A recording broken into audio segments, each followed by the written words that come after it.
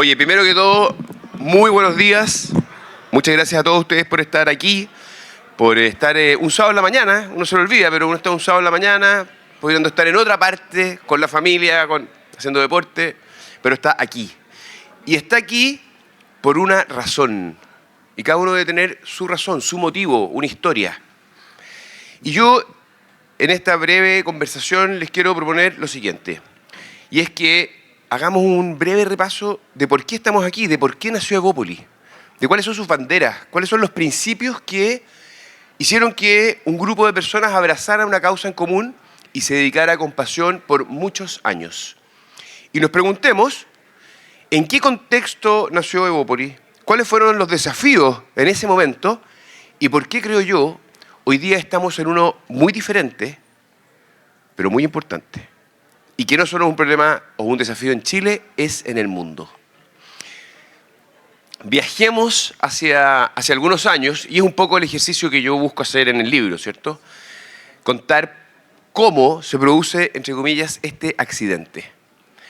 Y la verdad es que lo que ocurrió con el primer gobierno de Sebastián Piñera, año 2010, es que muchas personas independientes fueron invitados por Sebastián Piñera y por un grupo de partidos políticos y de otros dirigentes y líderes a participar de ese gobierno. Y era un gobierno que en su minuto tenía mucha épica. Después de 20 años de la concertación, había una oportunidad de participar en el Estado, en el gobierno, en el Ejecutivo, y de involucrarse en políticas sociales, en políticas económicas. Para muchas personas que habían estado siempre trabajando en el sector privado, principalmente, algunos en la academia, bueno, fueron invitados. Y aquí hay una primera clave, una nueva generación que estaba un poquito distante de los partidos tradicionales, también ingresó a la política. Y ese grupo de personas empezó a conocer el 2010, terremoto, levantar Chile, mineros, cierta torpeza, no se conocía muy bien el Estado, pero había una mística, había una épica. Todos los que estuvimos ahí recordamos que era muy especial estar trabajando en política, en lo público. Y muchas personas que jamás pensaron en que la política era algo que les iba a tocar en sus vidas, ahí empezó a sentir cosas.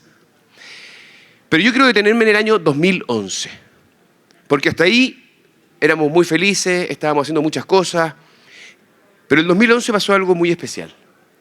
Primero, un grupo de estudiantes empezó a movilizarse. Hagamos memoria.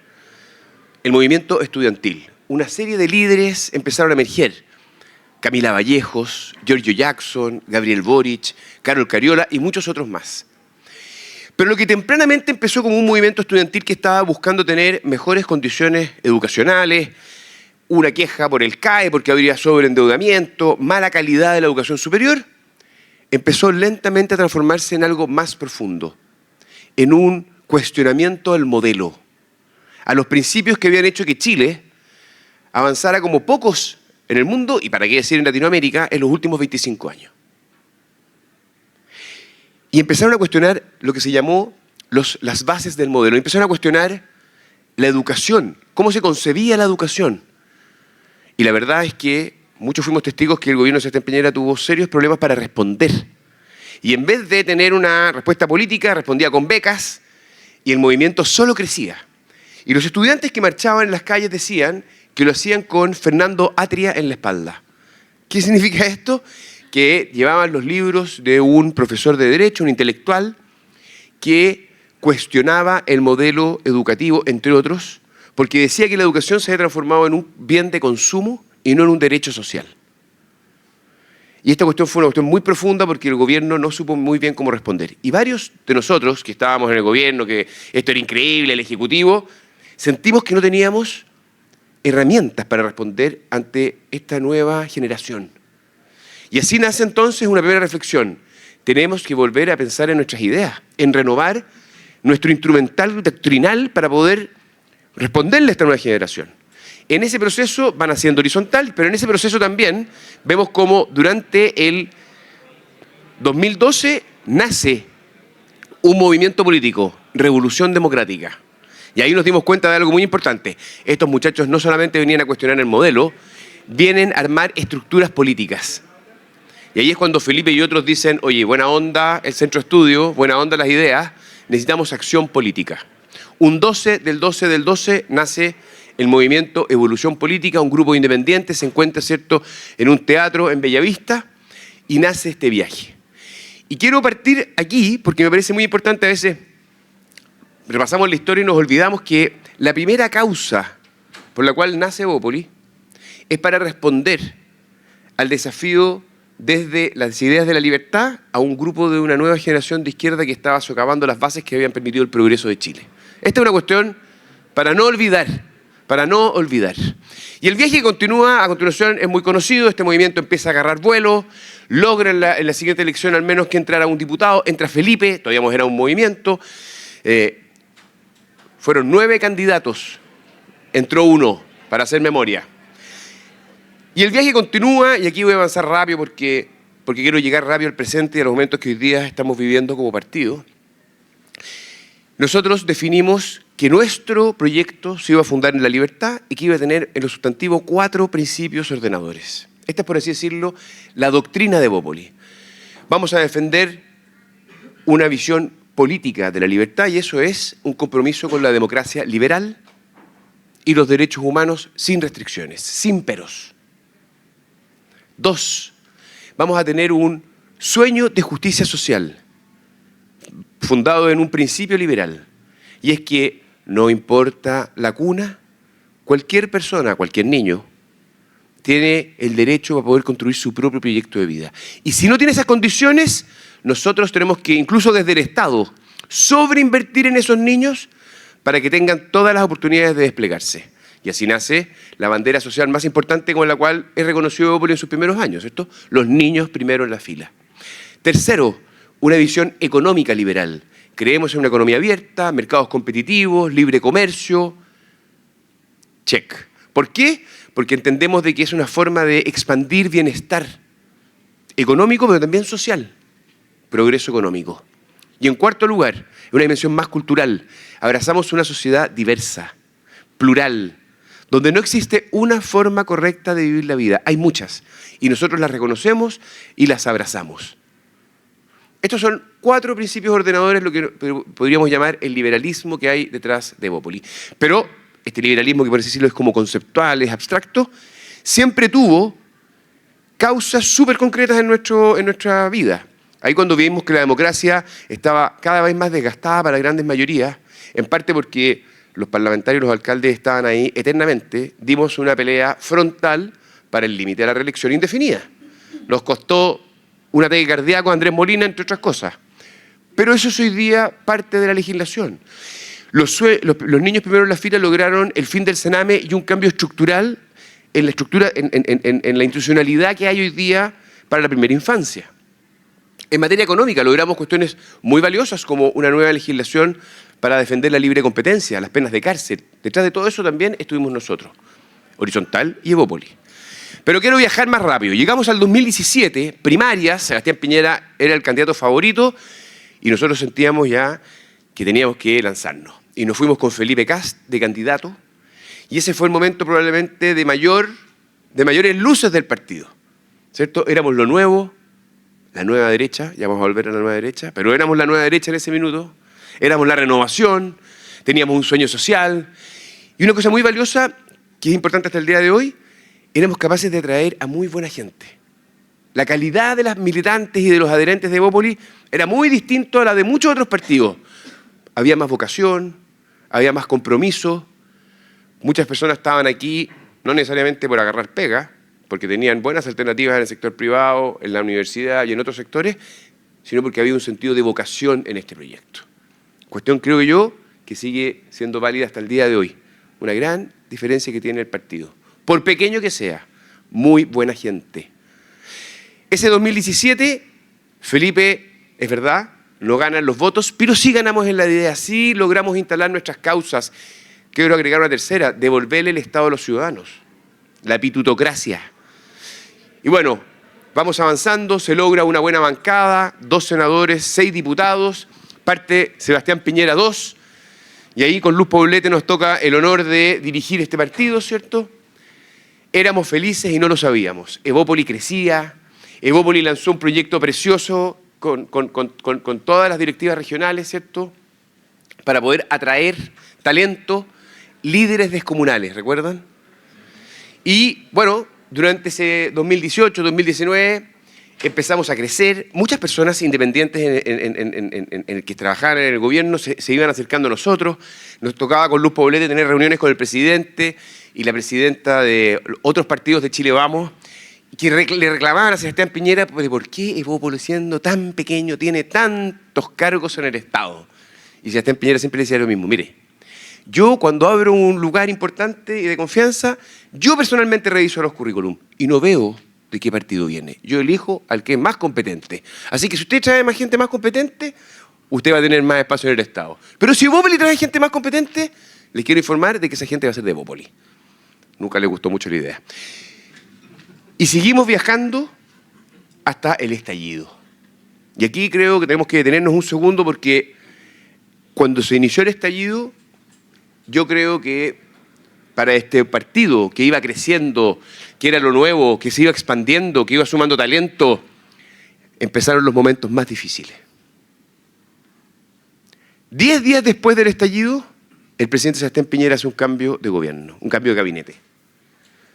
Y tuvimos el honor y el horror al mismo tiempo de pasar a tener las principales responsabilidades que se puede tener.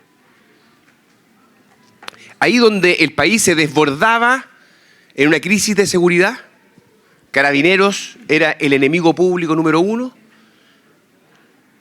En ese momento, uno de los nuestros, Gonzalo Blumer, pasa a ser el responsable del orden público en el Ministerio del Interior. Y ahí, donde fruto de la demanda, de las marchas, por mejores pensiones, por pedirle a la billetera fiscal que se abriera para entregarlo todo, pusieron a otro de los nuestros, Ignacio Briones. Y ahí, en el ministerio donde se había iniciado el incendio, el Ministerio de Transporte, nuestra Gloria Hutt siguió presente. Y ahí con la Luz Poblete nos tocó dirigir el partido y relacionarnos en la coalición de Chile Vamos en este durísimo contexto. ¿Por qué Sebastián Piñera, en el momento más duro de su gobierno, en el momento más frágil de la democracia en los últimos 30 años, termina poniendo a las personas más valiosas de su gobierno, de nuestro partido, a cargo? Creo que es una pregunta que no hemos respondido bien. Pero toda esa energía que tenía el partido estuvo a disposición para darle un cauce institucional a Chile. Y yo creo que valió la pena. ¿Fue duro para el partido? Sí, pero creo que fue lo responsable. Días después de iniciado esa etapa, el presidente Piñera se vio en una dura encrucijada. ¿Qué camino tomar? ¿El camino que algunos sectores pedían? ¿Sacar los militares a la calle? ¿Mano dura? ¿O buscar una salida institucional, democrática, pacífica? Porque cuando salen los militares a la calle, que dicho sea de paso, están entrenados para la guerra, no para contener manifestaciones sociales en la Plaza Italia, tú sabes cómo empieza, pero no cómo termina. ¿Cómo estaríamos hoy día con muertos a manos de chilenos en contra de otros chilenos? Difícil saberlo. En cambio, la salida que tuvimos no fue perfecta, pero el acuerdo del 15 de noviembre por la paz y la nueva Constitución le dio una salida institucional y democrática a la crisis. Y lo hemos visto ex post años después. Gonzalo Blumer jugó un rol fundamental en eso. Y muchos de nosotros colaboramos para llegar a ese resultado. Fue difícil, fue extraordinariamente difícil, pero creo yo, y sobre todo con la perspectiva del tiempo, fue lo correcto. Se inició un proceso muy duro y llegó la convención, el plebiscito, también fue un golpe para Evópolis, hay que recordarlo. Entre nosotros habían diferencias, porque no era fácil. Pero cuando fuimos a la convención, de nuevo, estuvimos presentes ahí, estuvimos con la Gioconda, y fue duro, fue muy duro, pero estuvimos presentes, dimos una pelea democrática, dialogante, hasta el final. Y lo más importante, que frente a un texto absolutamente excesivo, refundacional, woke, logramos un triunfo con un 62%.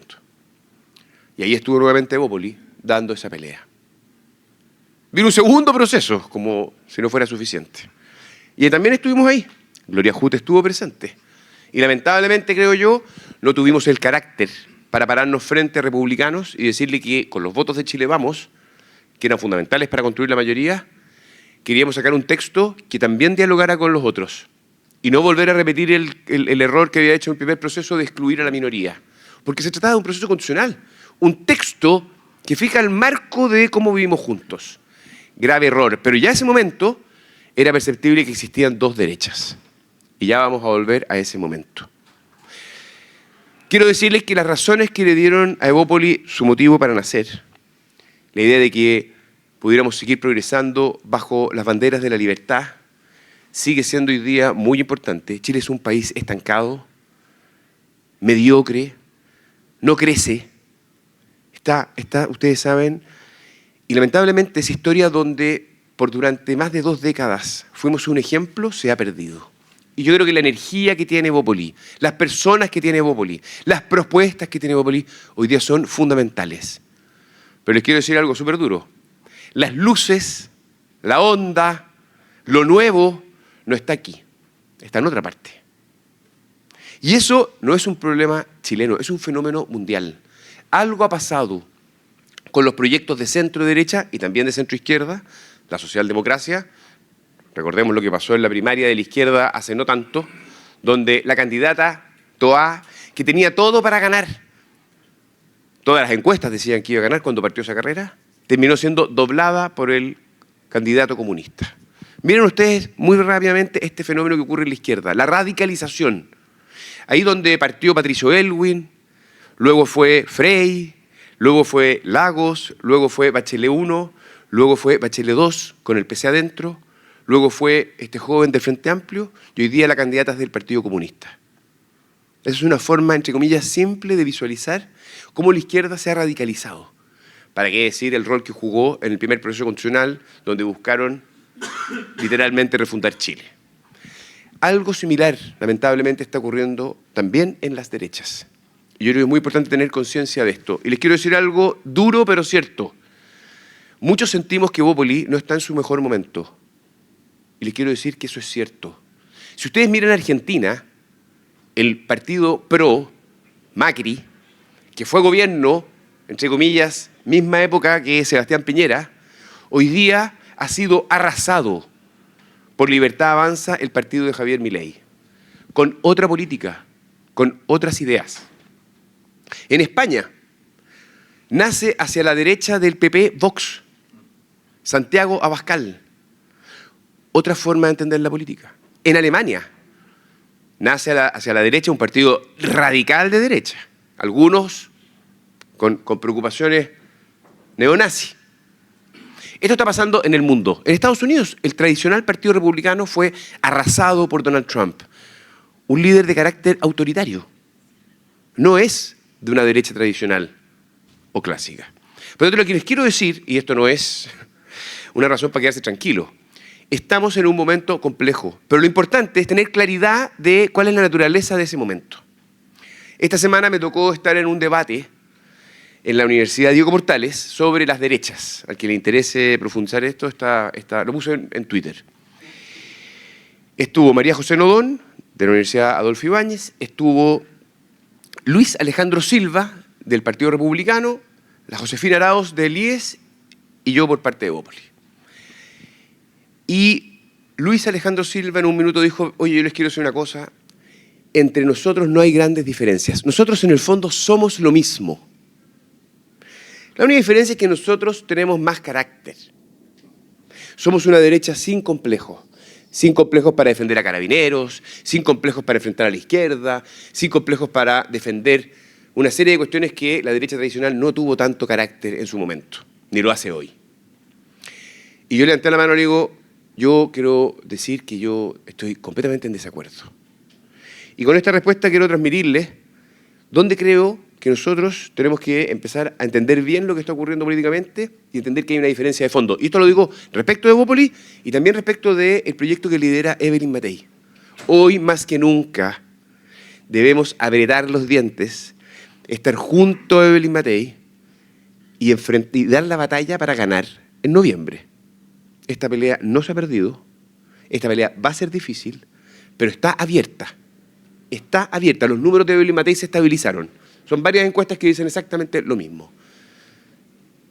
Pero nosotros somos más y somos buenos.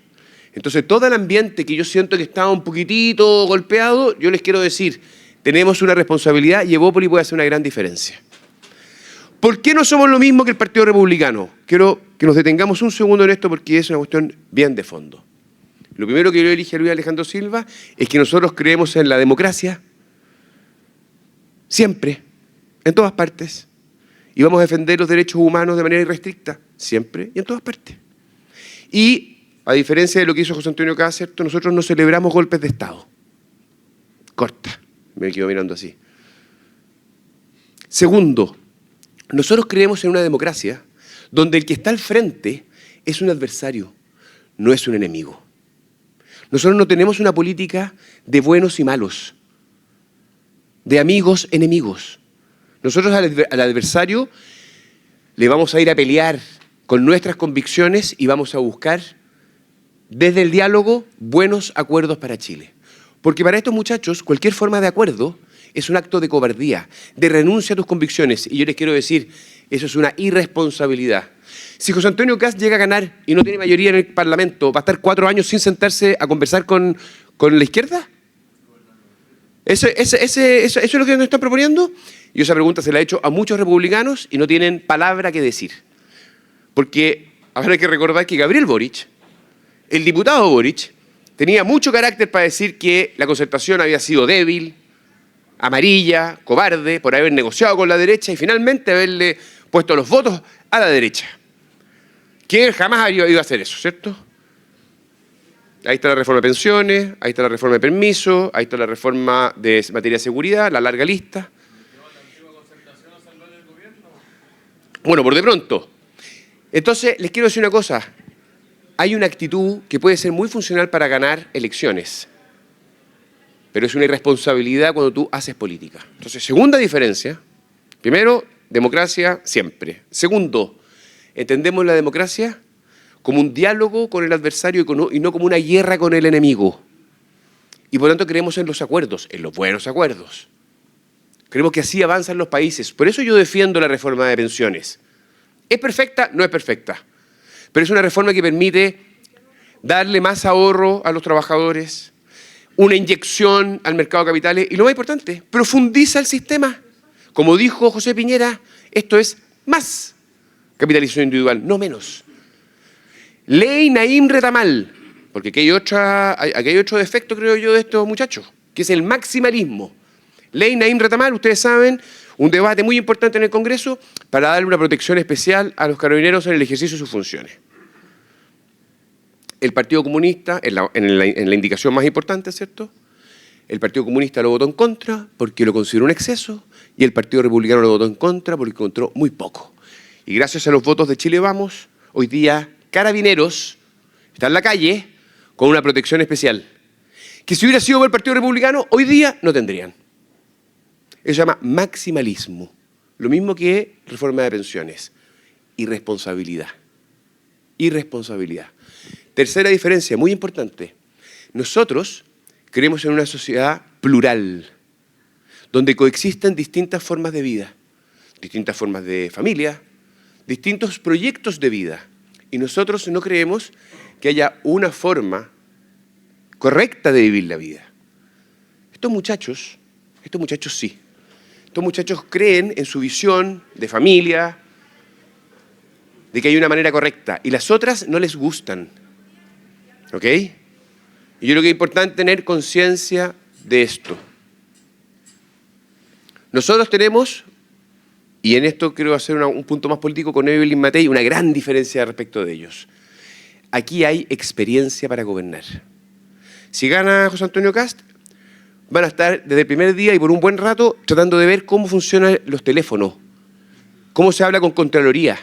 Y yo les quiero decir, ellos hablan de gobierno de emergencia y se van a demorar 1 año en aprender a ver cómo funciona el auto para hacerse cargo de la emergencia. Este equipo, liderado por Evelyn Matei, desde el día 1 va a estar a cargo de la emergencia, de los problemas de seguridad y de los problemas de economía. Tenemos los equipos, porque hemos estado 2 veces en el Ejecutivo, equipos probados, trayectoria, redes de confianza. Nos conocemos, nosotros con la LUV, yo por el libro he estado viajando a distintas partes de Chile a presentar el libro, me encuentro con gente de Chile Vamos que trabajamos con Cerémico. Es un equipo. Conocemos el Estado, entendemos su funcionamiento. Esta es otra cuestión muy importante. Nosotros, Evelyn Matei y Chile Vamos, y Evópolis especialmente, quieren gobernar para todos los chilenos. Tenemos una vocación de mayoría.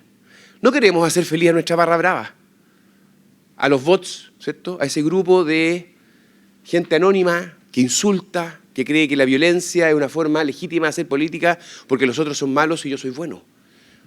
¿Ustedes conocen bots anónimos de Evópolis que ataquen a José Antonio Kast e insulten a su familia? Yo no conozco ninguno. Nunca he visto uno en 12 años de historia.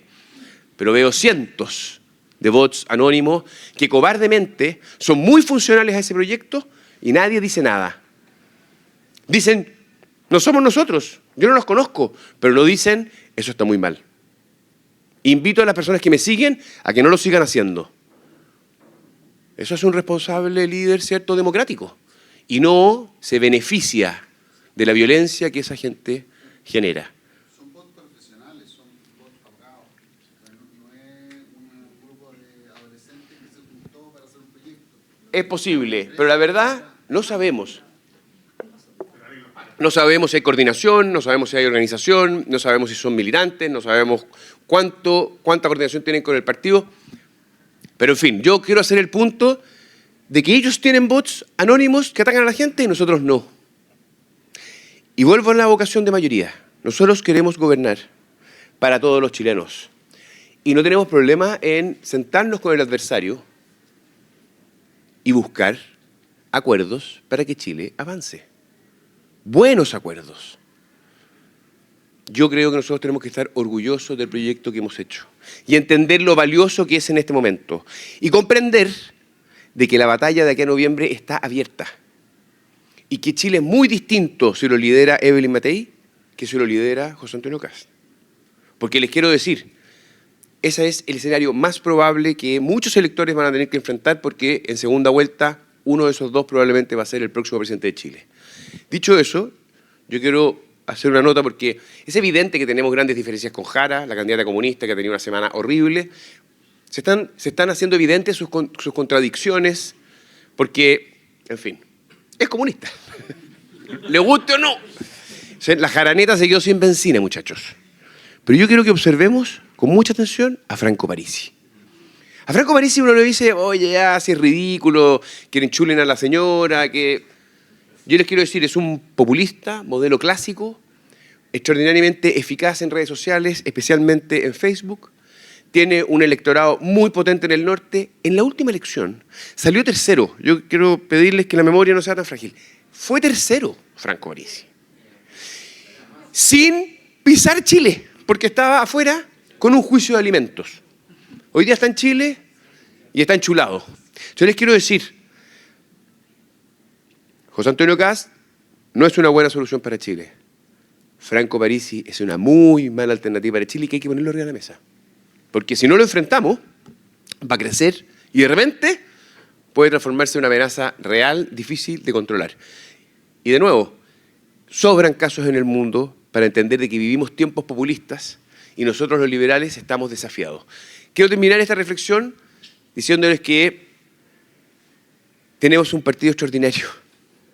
Por difícil que sean los tiempos, y la perseverancia en política es muy importante. ¿Quién hubiera dicho que cuando partió esto, nuestros adversarios 10 años después iban a estar tanto por la derecha radical como por la izquierda radical? Que uno de los nuestros iban a ser ministros y dirigir a Chile en el momento más complejo. ¿Quién sabe qué es lo que viene? No está escrito. Entonces, ese cierto sentimiento de pesimismo yo lo quiero transformar en responsabilidad, en entusiasmo, en compromiso. Todos podemos agregar valor, todos podemos sumar en este proyecto. Es un proyecto liberal que cree en las personas, en que cada uno está aquí y es un proyecto en sí mismo que juntos hace más potente a Evópolis. Así que yo los invito a que disfrutemos este viaje, disfrutemos esta mañana, aplaudamos con fuerza a Evelyn Matei y compartamos con nuestros líderes y con todos nuestros militantes el gran partido que tenemos y los grandes desafíos que se nos vienen. Muchas gracias.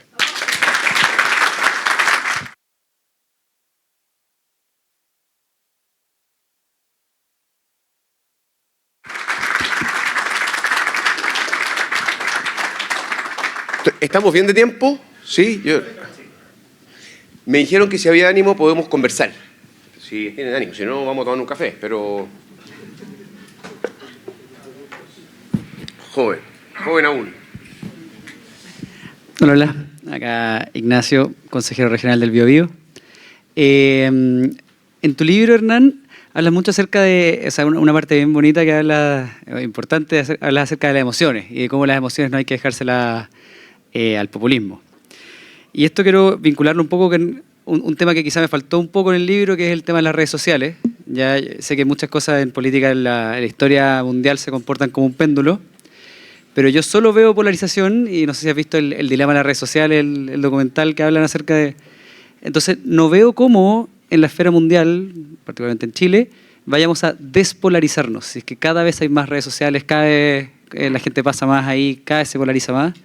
Entonces, primera patita de la pregunta es, ¿cómo ves que el péndulo puede volver hacia una zona favorable a Bópoli? Y dos, ¿qué rol ves que cumplen las emociones en eso?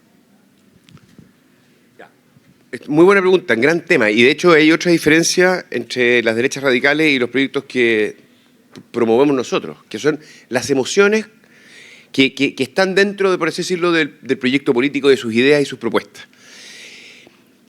Hay mucha evidencia que en tiempos polarizados, atizar el odio, la rabia y el hastío de la gente es un muy buen negocio, ¿cierto? Los parlamentarios que impugnan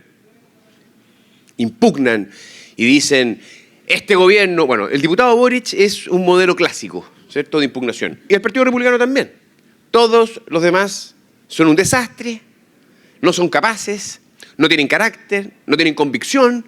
Nosotros sí lo vamos a hacer, es una vergüenza. Y el lenguaje que utilizan apela a conectar con la rabia del que está ahí en el teléfono haciendo swap, ¿cierto?, en Instagram, y que conecta con un líder que se hace eco de tu hastío. Esto lo hace Donald Trump, esto lo hace Abascal, en fin, Milei. Esto es una cuestión súper utilizada. Y la pregunta que muchos se hacen es cómo el liberalismo, cómo las centros derechas democráticas se enfrentan a este dilema. Y hay una respuesta, ¿cierto?, que está en desarrollo, yo espero que sea efectiva, pero es desafiante, que es utilizar la emoción de la esperanza, de la empatía, de la compasión, de la amistad cívica. O sea, apelar a otro eje, no jugar en la cancha del odio y del hastío. Ejemplos de política así.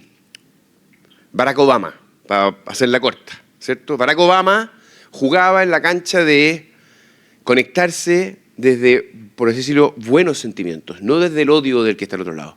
Yo me atrevería a decir que Sebastián Piñera siempre hizo una política desde la esperanza, desde el futuro, desde los cambios, desde el humor, desde la creatividad, no desde la rabia, no desde la impugnación. Y yo creo que nosotros tenemos un desafío ahí. Y yo creo, por ejemplo, así, que no salga de aquí ni de esa cámara, la campaña de la Evelyn no ha tenido esa diferenciación, que es jugar en la cancha de esto lo sacamos juntos, esto se hace con alegría, esto se hace con humor, esto se hace con cariño, esto se hace con empatía. Otra cancha emocional, ¿ya?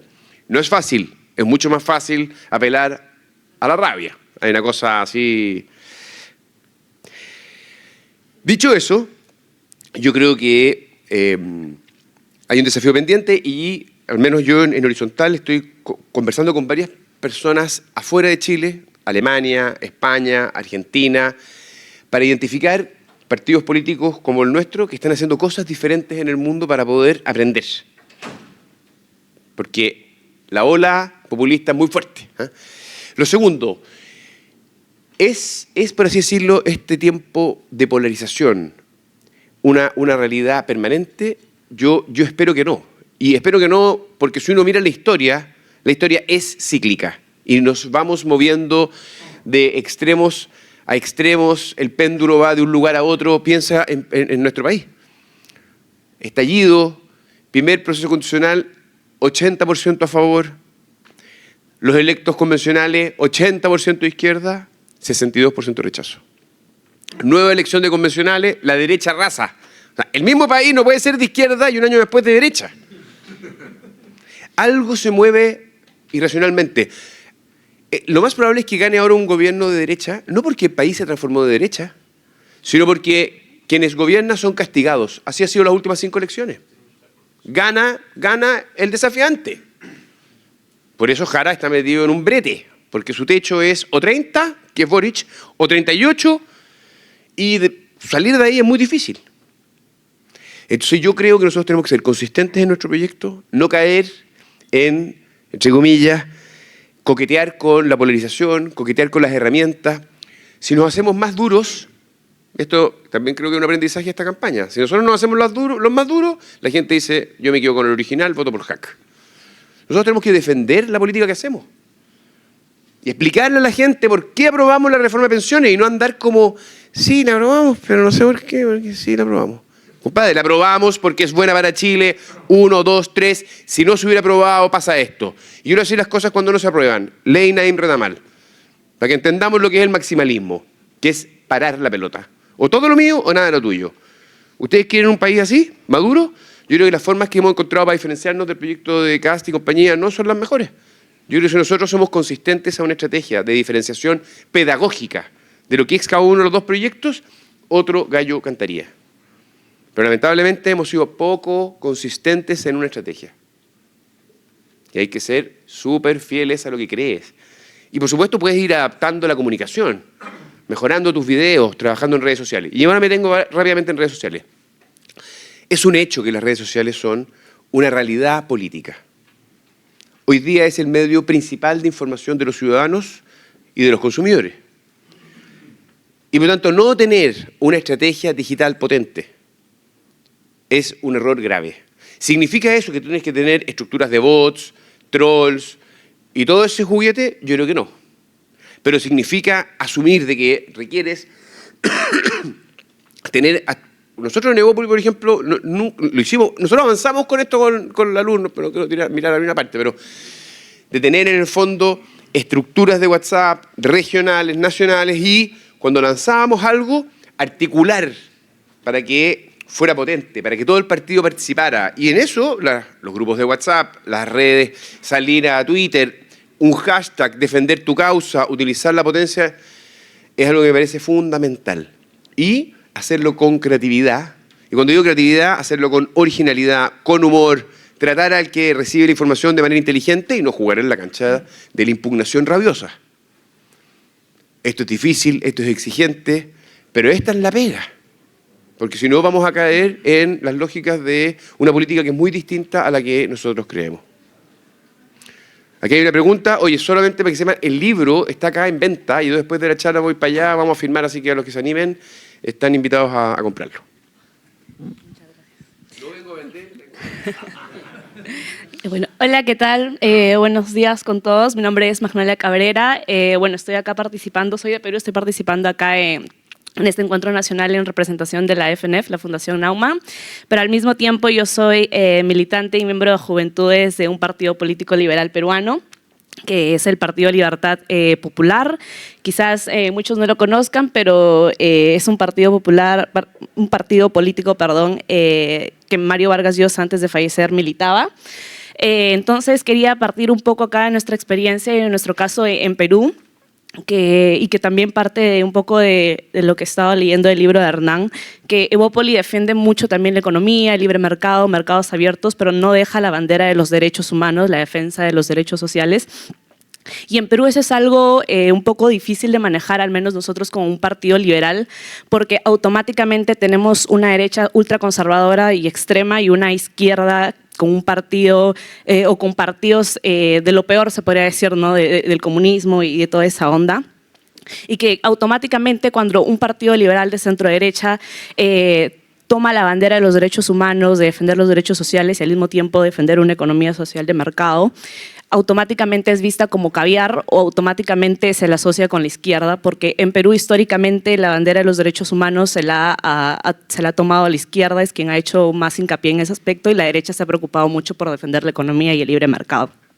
Pero cuando nacemos partidos políticos o cuando nace un partido político que se toma esta bandera, no solo de defender la economía, sino darle un foco a la defensa de los derechos humanos y preocuparse por las personas en general, surge esto, ¿no? Automáticamente denominarlo de caviar o de zurdo o de rojo y estos discursos que toman fuerza desde la extrema derecha, del odio hacia la otra persona o el de ver solamente un tipo, como menciona, de familia que puede existir o de una sola opción y que el resto son malos o es el enemigo, es muy recurrente en la política peruana. Entonces yo quiero preguntar acá cómo ustedes desde Evópoli trabajan o lidian con eso, de no solamente defender una economía de libre mercado, sino también de tomarse la bandera de los derechos humanos y de estar frecuentemente expuestos a este tipo de ataques. Y cómo es que también nosotros nos podemos presentar a la gente como un partido liberal que vale la pena, que merecemos o que tener la oportunidad o el chance de poder liderar un país en donde no solamente sea una fragmentación de izquierda a derecha, sino que podamos dialogar, generar consensos y cómo nos hacemos ver como una buena opción ante tantas circunstancias, ante tantos extremismos que vienen en auge, ¿no? Y sobre todo poder tomar esta bandera desde ambos lados sin tener que ser automáticamente señalados como una izquierda, como rojos o comunistas, cuando realmente no lo somos. Muy bien, es una gran pregunta. Es un tema que ha acompañado a Evópolis desde sus orígenes. Y yo sí creo que es importante una cuestión de contexto. Dado lo que ocurrió en la dictadura chilena, me atrevería a decir que hay una gran mayoría de los chilenos que le duele y reconoce que el Estado fue un agente opresor absolutamente abusivo en Chile. Y por tanto los derechos humanos tienen un valor, entre comillas, un poquitito más allá que la izquierda y la derecha. Es cierto que hay un grupo a la derecha que en privado, en público jamás se atreverán a hacerlo, dicen ya, pero los derechos humanos. Pero en público me atrevería a decir de que es un cierto consenso social en términos generales. Lo segundo es que el rol que jugó Sebastián Piñera en la despinochetización de la derecha chilena fue muy importante.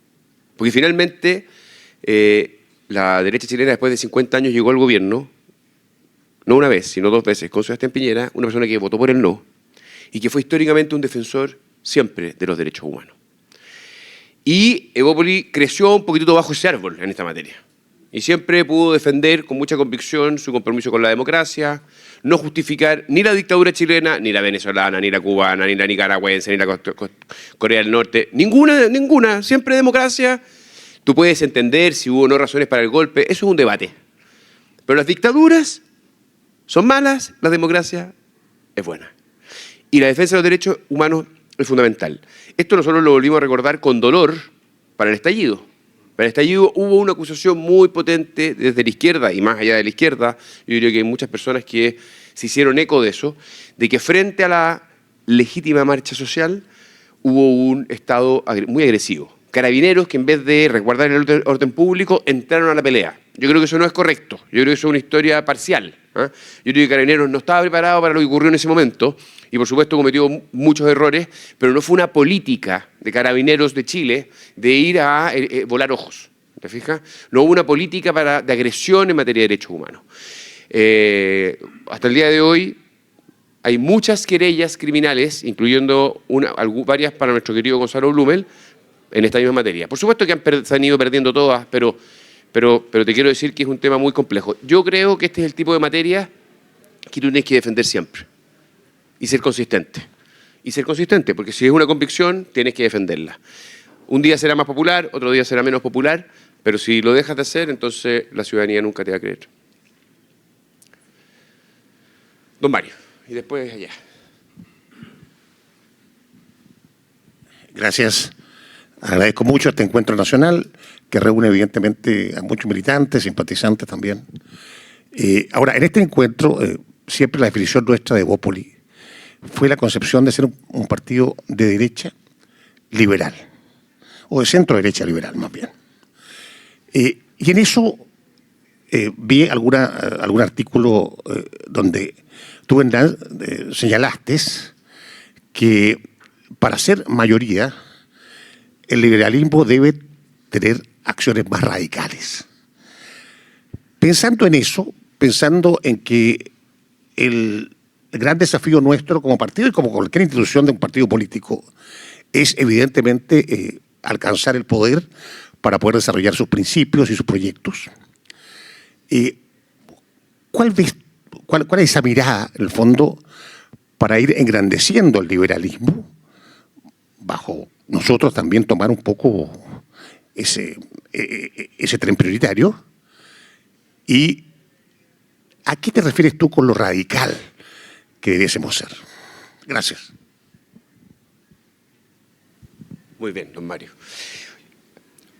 No sé si ustedes han sentido que muchas personas les va haciendo sentido y peso este ataque que en los últimos años, tanto Chile Vamos, también Evópolis, han sufrido desde el mundo de esta derecha alternativa, de que somos tibios, de que somos cobardes, de que nos sentamos con el adversario como con falta de personalidad, ¿cierto? Como acomplejadamente. Y cuando negociamos terminamos cediendo mucho porque tenemos poca certeza en nuestras convicciones, ¿cierto? Eso es una cuestión, creo yo, absolutamente injusta y para la cual, creo yo, no ha habido una buena defensa. Yo creo que este es un proyecto que tiene carácter porque sentarse con el adversario a negociar. Exactamente. Es mucho más fácil decir el adversario es un enemigo, no me siento contigo y yo voy a esperar tener los votos mayoritarios para poder hacer lo que yo creo que hay que hacer y mientras tanto, compadre, el país está estancado. Porque es todo lo mío, no, nada de lo tuyo. Esa es la política. Yo creo que eso es cobardía. Eso es mucho más fácil. Lo desafiante, lo que requiere carácter, es sentarse con el adversario y buscar en la diferencia soluciones que aparte de tu base no le van a gustar. Pero es la manera en que los países avanzan. Si no, no tendríamos reforma de pensiones y esa demanda de más de 10 años de comprometer una reforma que resuelva en parte el problema, que dicho sea de paso fue generado por los retiros. Este es el único partido, el único, que votó todos los retiros en contra.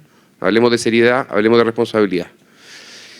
Entonces, quiero marcar este punto para entrar al mundo de la radicalidad. Cuando Evópolis pasa a ser un partido que da la impresión tiene como causas pequeñas, como que todo es chiquitito, como que no sabe realmente lo que quiere, porque es amarillo. Entonces, yo escribiendo el libro me puse a buscar qué reflexiones, qué propuestas hay en el mundo para renovar el liberalismo en el cual nosotros creemos. Y explico en el libro que hay un documento del semanario The Economist hace 4 años que cumpliendo un aniversario importante escribió un documento que a los que les interese más el mundo de las ideas está muy, muy interesante de cómo el mundo estaba cambiando, identificaba el populismo, identificaba la polarización, identificaba el origen de proyectos mucho más extremos y cómo el liberalismo debía volver a ser radical como lo fue en sus orígenes. Porque el liberalismo es un grupo de ideas que cambió radicalmente el mundo. Las libertades individuales, la igualdad ante la ley, el Estado de Derecho, la economía abierta, la globalización, el libre comercio, todo lo que ha generado paz, progreso, en lo sustantivo son ideas e instituciones liberales. Pero hoy día da la impresión, ya no está haciendo nada muy interesante, y lo interesante viene desde otros lugares. Ser radical, entonces, es ser radical con negociar con el adversario. Es ser radical en defender que los acuerdos son valiosos y no quedarse callado frente al ataque de quien te dice que eres un amarillo. Ha faltado carácter para defender la reforma de pensiones. Eso, creo yo, es un liberalismo radical.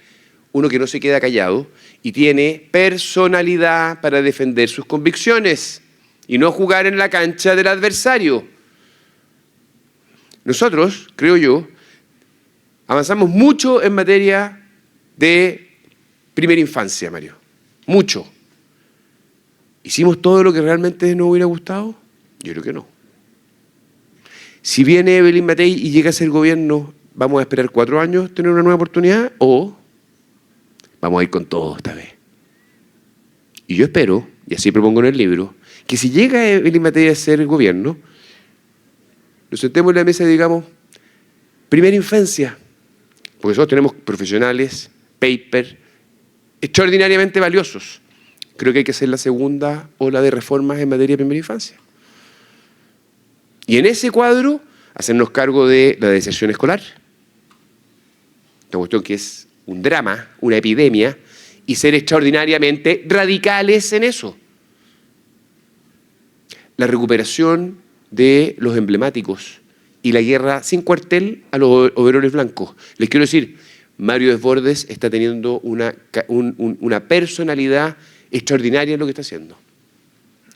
En Makes, con los profesores, en los colegios. También Sichel. Lo que hicieron ahora para intervenir y meter carabineros al mínimo indicio es lo que hay que hacer. Entonces, esa es una derecha con carácter. No es radical en el sentido de los amigos del frente, sino lo hace de acuerdo a nuestras convicciones. Y yo creo que esa es una cuestión que tenemos que sentir. No que nuestro proyecto es dialogante. Por supuesto que es dialogante, pero es dialogante como una actitud para hacer avanzar las cosas y no dejarlas empatadas. Y una cosa más.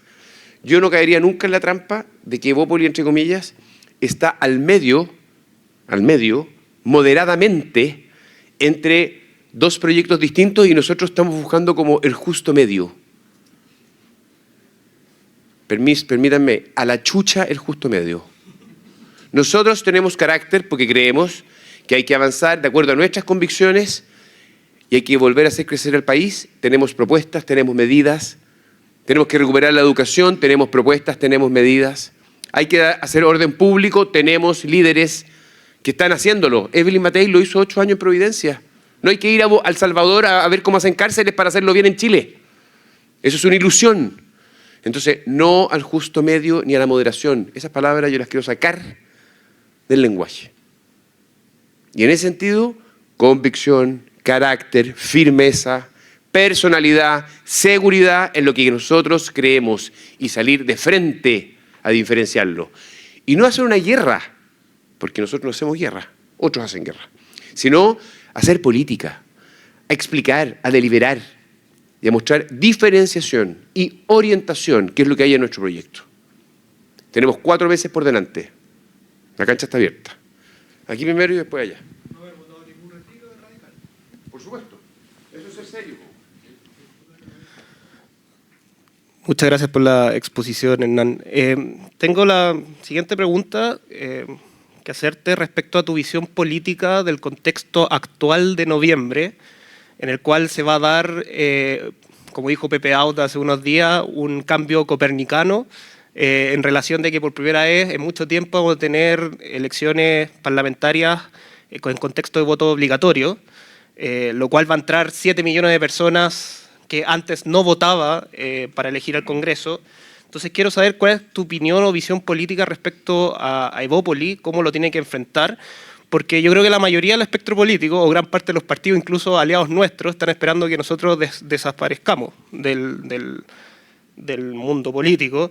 Y aquí hacerte la siguiente también pregunta con respecto a esa visión, sobre todo porque hoy día parece que hay mucha rabia, incluso mucha rabia en el electorado de derecha, producto de todo lo que pasó en la convención, en el estallido social, que de hecho se va cambiando de Kaiser, pasa José Antonio, hoy día vemos que París y crece, que pareciera ser que es parte del electorado de derecha, y cómo nosotros como partido gestionamos eso, sobre todo porque yo entiendo y comparto mucho que Evópoli en su momento, antes del estallido, era un partido de profesionales, producto, y aquí en términos de Carlos Peña, producto de la modernización capitalista, si se puede decir de esa forma, muy en la élite, muy no partido de masas, y después del estallido vino la convención y pareciera que parte de la derecha supo gestionar la rabia con respecto, por ejemplo, a lo que es la chilenidad, defender a ultranza el rodeo, etcétera, etcétera. Porque hoy día pareciera que parte del electorado como que quiere volver como a esas raíces antiguas y me gustaría saber cuál es tu visión, sobre todo para no caer lo que pasó en el año 65, 64 con el Partido Liberal, por ejemplo, que desapareció completamente. Buena pregunta, difícil pregunta. Yo les voy a decir una cosa. Evópoli, y aquí podemos tener una discusión, pero yo voy a decir cuál es mi opinión.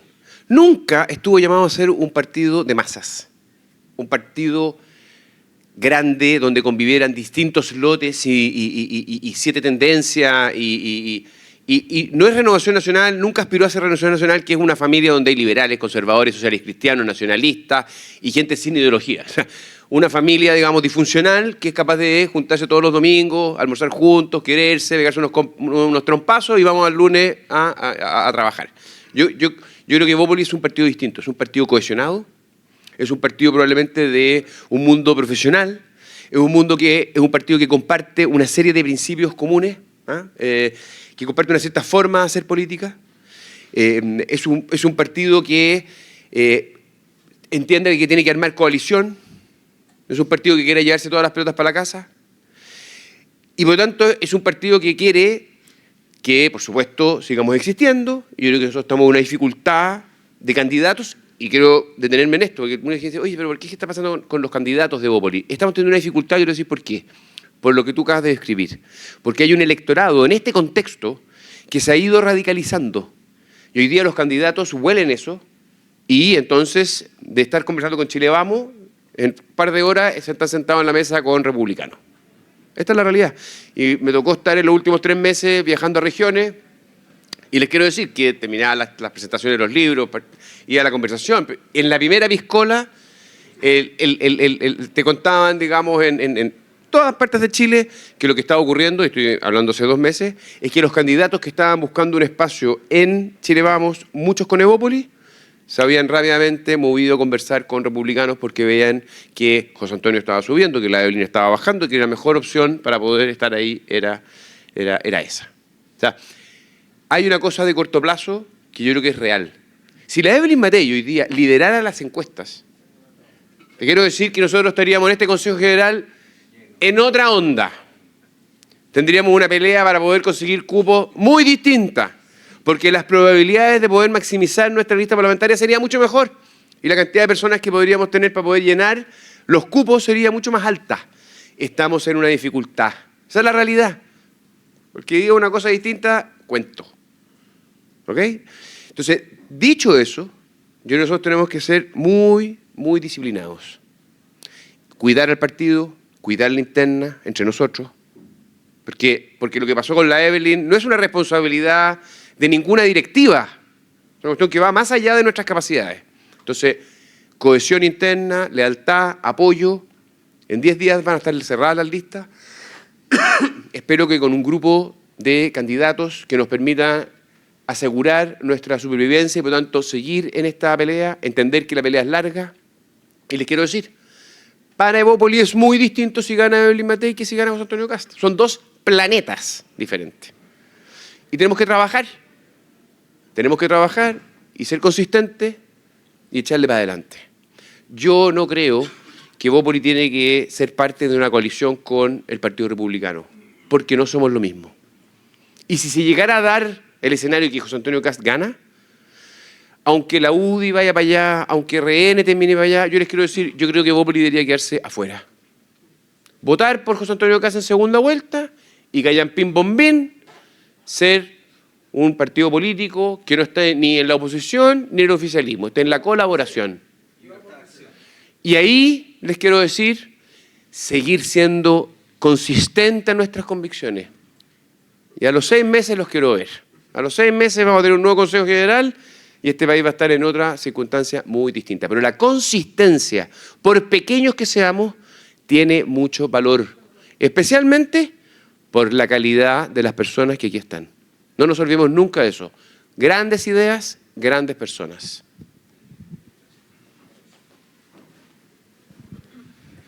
Gracias, Hernán. A mí me interesa mucho, de forma personal, la parte estratégica. Y tu libro es bastante conceptual. Y de hecho estamos aquí con Marcel trabajando en equipo de comunicaciones. Y hay un concepto bien interesante que todos los chilenos conocen, que es el pensamiento Voltaire. Voltaire fue un filósofo, ¿cierto?, hace 300, 400 años atrás, que luchó contra el absolutismo. Y hoy día estamos un pensamiento absolutista de más allá de la derecha y por otro lado la izquierda. Y Voltaire, fíjate lo interesante que tiene un principio muy interesante, o sea, los valores que él promulgó hacia la sociedad son coincidentes con Evópolis. Y él dijo, estoy en desacuerdo contigo, pero daría mi vida por defenderlo. Y yo creo que eso es Evópolis.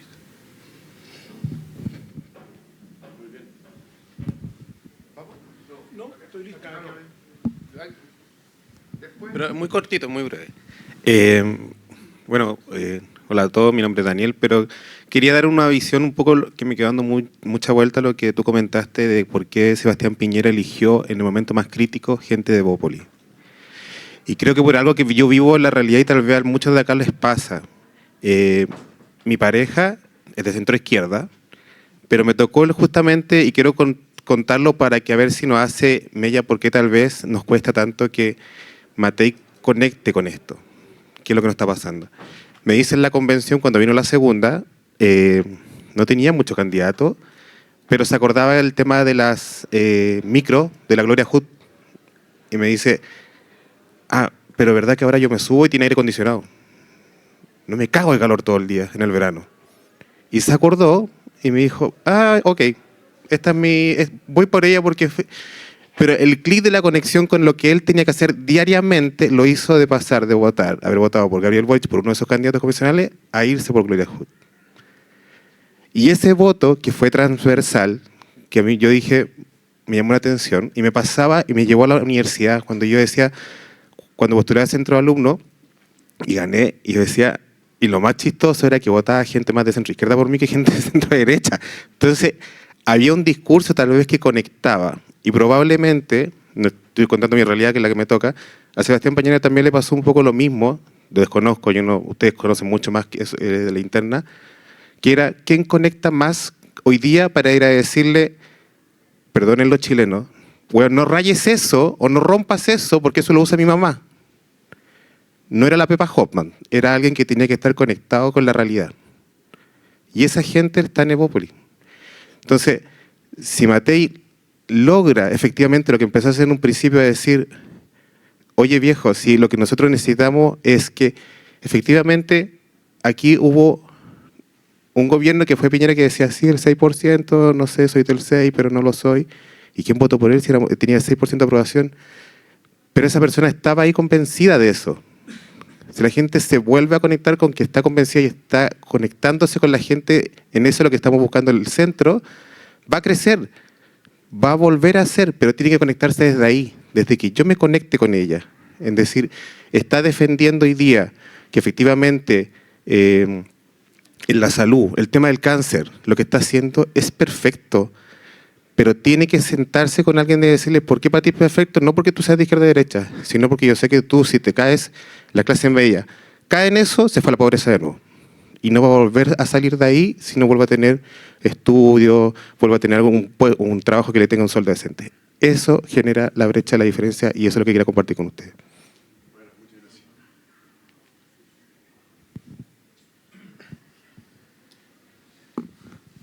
Hola, yo soy como muy nuevo acá. Me declaro simpatizante más que militante. Y quería tomarme un poco de lo que dijo él, que no sé cuál es su nombre. ¿Mario? No, el de más adelante, el primero que habló. Claro. Que yo creo que hay un problema como de comunicación grave. O sea, yo vengo de afuera, como digamos que soy un tipo que está desde fuera mirando hace muchos años. Conversé esto con Velasco en algún momento antes del estallido y cuando Velasco estaba con Felipe haciendo un libro, etcétera. Y era muy interesante lo que ellos estaban armando, pero siento yo que había un déficit comunicacional tremendo. Tremendo en las redes también. Porque igual puede generar pasión, o sea, digamos, no ir a la polarización extrema, pero sí hay un poco de pasión en esos valores de los que tú estabas hablando, digamos. Pero eso no se traduce en el cotidiano de nosotros como electores o como votantes o como usuarios de las redes, digamos. Y en esa cuestión me llama la atención de que no haya ni coordinación ni pasión. ¿Sí? Y en ese sentido sí que creo que hay un terreno súper grande que visitar, digamos. Porque al contrario que lo que la gente piensa, sí, yo creo que sí hay una emocionalidad que podría ser más pasional, que es como, oye, defendamos, o sea, yo no entiendo por qué no hay un hashtag que es como Chile sin extremo, o porque en realidad sí lo necesitamos, y yo creo que la mayoría de la gente lo sabe, y ese votante que en un momento era demócrata cristiano, que después votó por Kast, se mueve y es el que define finalmente la elección. Sin duda, digamos. O sea, ese centro grande que está como indeciso, que es como el marido de mi mamá, que en un momento fue demócrata cristiano, fanático de Frei padre, digamos, iba a las marchas, etcétera, etcétera, y después votó por ¿cómo se llama?, por Piñera, pero que ahora votaría por Kast. Es un tipo que no le estáis dando tampoco comunicacionalmente un espacio para decirle, oye, ¿sabéis que en verdad aquí sí tenemos un proyecto? Y si el proyecto existe, es muy raro que no esté comunicado. Eso solo quería decirlo porque me parece una cuestión que es súper crucial en estos momentos y es como, y habiendo tanto militante, me llama la atención que no haya una coordinación, o sea, no haya tantos hashtags como los que tienen los otros tipos, por ejemplo. Eso encuentro súper... Oye, yo comparto el punto y de hecho, así entre nosotros y aquí, Chile Vamos es un ejército muy poderoso. Chile Vamos tiene 120 alcaldes, tiene parlamentarios, tiene cores, tiene concejales, tiene dirigentes. Son 3 partidos. Unos más grandes, otros más chicos, pero muy potentes. Y eso es un ejército que está esperando que le digan para dónde correr. Si yo espero que los refuerzos que hemos escuchado últimamente del comando asuman de que aquí hay un ejército esperando a que le digan el hashtag, a que le den el argumento, a que estén alineados para ir a la guerra juntos. Así que, consejo. Aquí, oye, yo lo que sí, nos quedan algunos minutos, porque a las 12 tenemos que abandonar, me dijeron. Muchas gracias, Hernán. Javier Poblete, 2 preguntas. La primera es si el populismo tú consideras que es una amenaza a la democracia en Chile. Y segundo, si nuestra democracia debería tener algún mecanismo, algún organismo que protegiera la democracia en sí, frente a amenazas o frente a, digamos, elementos como el populismo. Sí, bueno, el populismo, ustedes saben, es un fenómeno de nuestra época. Esta es una cuestión que está ocurriendo en distintas partes del mundo con distintas variantes. Y por lo tanto no es tan simple decir esto es populismo, esto no es populismo. ¿Ya? Hay mucha literatura, ¿cierto? Pero hay algunas cosas que tienen en común los populistas. Sobre esto no hay tanto debate. Primero, esto es muy importante, el populista siempre va a ser el pueblo, el representante de un pueblo virtuoso, ¿cierto?, que da una guerra, una batalla en contra de una élite viciosa. ¿Cierto? Una élite, hay un grupo, los políticos, los empresarios, siempre hay un enemigo, la casta, que hay que enfrentar, y el otro es el pueblo, ¿cierto?, que bondadosamente... Esta es una cuestión clásica. Segundo, todo es simple. A problemas complejos, soluciones simples. Esto se soluciona con más carabineros. Punto. Voy a hacer 5 cárceles. Punto. Voy a hacer una The Wall, ¿cierto? Voy a poner un muro. Así se resuelve el problema de la inmigración. Soluciones simples a problemas complejos. Si a ustedes les suenan a cosas que han estado escuchando, eso es un modelo clásico. Siempre clásico. Y les quiero decir, los populistas, de nuevo, con distintos matices, son líderes respecto a los cuales se erige un culto. Tiene una cosa como superior. Chávez, los Castro, pero también Milei, Trump. Hay algo en este líder, hay algo de caudillo mesiánico que hay detrás en general de los populistas, ¿cierto? No son equipos, no son proyectos colectivos, son líderes que encarnan la solución. Y esa es una cuestión que se repite bastante. ¿Es un peligro el populismo en Chile? Bueno, yo creo que lo es. Con las características que tiene nuestro país, que afortunadamente tiene una política un poquito más institucional, basada en partidos, que son un exceso, pero basada en partidos. Y hay una cierta demanda por responsabilidad. Piensen ustedes lo que ha pasado estas semanas con los debates.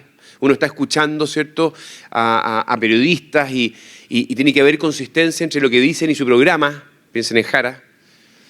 Algo de responsabilidad todavía le queda a una base social chilena, al periodismo, a la élite, pero yo creo que estamos tensionados. Yo creo que para el estallido hubo un momento bastante populista. El creer que un texto constitucional iba a resolver el problema de todos los chilenos fue de alguna manera un artefacto fantasioso ¿cierto?, para poder resolver el momento en que estaba el país, no es real, no es real.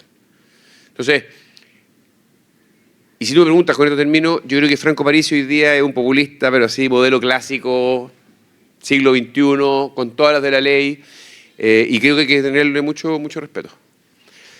Oye, yo me alegro de tantas preguntas, pero van a que, porque realmente juntemos preguntas, juntemos 3 preguntas y se van.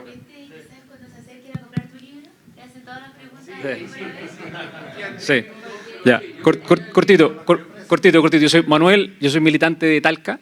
Tuve la oportunidad hace poquito de estar en Alemania representando Bópoli en el congreso que hubo de seminario del Green Side of Liberalism, y siento que hay tantas cosas por hacer, y respecto al tema del mensaje, yo creo que quizás se pueden hacer, no lo sé, yo no soy experto, pero puede ser un error tratar de generar un mensaje único para todas las personas y para encantar a todos los chilenos desde Arica a Punta Arenas, porque quizás podemos segmentar. Yo soy de la región del Maule, soy de la Septimia, y hoy día estoy haciendo mi doctorado en un área de agricultura climáticamente inteligente. Quizás si yo me voy a Arica y si me voy a Punta Arenas, no le va a importar a nadie, pero te aseguro que entre la metropolitana hasta la octava sí es un tema, sí importa. ¿Sí? Seguramente, y para el norte tenéis que hablar de minería, y para el sur tenéis que hablar de la pesca, pero de repente buscar temáticas que sean más grandes, pero no tratar de llegar con el mismo discurso a todos lados, porque no a todos les va a importar. Pero yo vengo llegando ahora, te juro que veo que hay tanto talento, hay tantas posibilidades como país. Hay profesionales, hay investigadores, hay recursos, tenemos cosas por hacer, problemáticas que de verdad a los agricultores hoy día le importan, le interesan, y nadie está hablando de eso. Pero nadie. Yo escribí una carta a la Comisión de Agricultura, a la Gloria ayer, porque es la presidenta de la Comisión de Agricultura, enviando, oye, mira, este tema es que nadie, o sea, como que a nadie le importa, ya están en otra, pero no sé, veo como de repente incluso hasta con un poco de impotencia de que hay temas de verdad que son importantes, que le podrían importar si tú habláis de esto en Talca, en Curicó, en San Fernando, en Linares, en Colchagua, llega, capta, oye, se están preocupando de esos problemas, oye, tenemos un problema de escasez hídrica que nos va a empezar a afectar a todos, en el corto y mediano plazo, no estamos hablando de 50 años, en 5 años. En 5 años vamos a tener un problema severo de productividad en Chile. Y los agricultores no lo saben, lo ven, y nadie se está preocupando de eso. Y nadie está hablando de ese tema. Hay cosas, hay materia. Cuando hablamos de que somos partidos profesionales, hay gente competente. Se pueden levantar temáticas. Y quizás no, insisto, segmentar por temáticas, por intereses en el fondo.